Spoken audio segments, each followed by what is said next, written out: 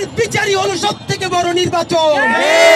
জুলাইয়ের বিচার বাদ দিয়ে যে অতিরিক্ত সংস্কার বলবে, অতিরিক্ত নির্বাচনের কথা বলবে, তাদেরকে আমরা জুলাইয়ের শত্রু হিসেবে ঘোষণা করছি।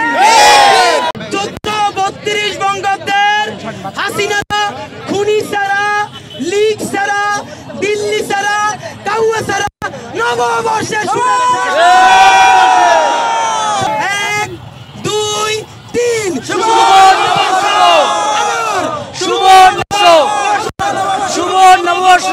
বন্ধুরা আমার 1432 বঙ্গাব্দ।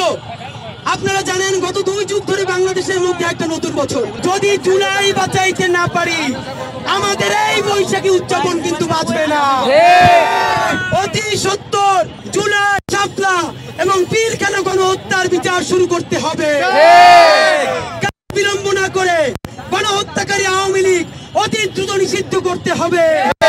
বন্ধুরা আমার, এই উদযাপনে কোনোদিন আমরা আবু সাইদ, ওয়াসিম, মুক্তদের কথা ভুলে যাব না। বন্ধুরা আমার প্রায় 2000 শহীদ, হাজার হাজার আহতরা যদি ত্যাগ না করত, আজকে আমাদের এখানে নববর্ষ উদযাপন করা লাগতো না। এই সময় আমাদের অনেকেই ছিল আয়নাঘর, অনেকেই ছিল গুম অবস্থায়। সুতরাং আমরা যদি সামনে আর কোনো আয়নাঘর না চাই, গুম খুন না চাই, ফ্যাসিবাদ না চাই, দিল্লির দাবিদারি না চাই, অতি সত্বর এই সরকারকে জুলাই গণহত্যার দৃশ্যমান বিচার শুরু করতে হবে। অনেকেই বলছে আগে নির্বাচন নাকি সংস্কার। একটা কথা মনে করিয়ে দেই, জুলাইয়ের বিচারই হলো সবথেকে বড় সংস্কার। জুলাইয়ের বিচারই হলো সবথেকে বড় নির্বাচন।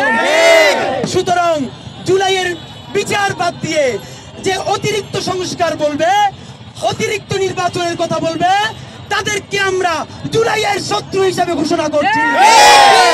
আগামী 25 এপ্রিল শাহবাগে ইনকিলাব মঞ্চের পক্ষ থেকে জুলাই, শাপলা ও পিলখানা গণহত্যার বিচারের দাবিতে এবং গণহত্যাকারী আওয়ামী লীগ নিষিদ্ধের দাবিতে শহীদী সমাবেশ ঘোষণা করা হয়েছে।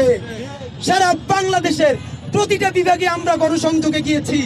আপনাদের মাধ্যমে জানাতে চাই, নববর্ষে ওয়াদা করি আগামী বছরের আগেই যেন প্রত্যেকটা গণহত্যাকারীকে আমরা বিচারের কাঠগড়ায় দেখতে পাই।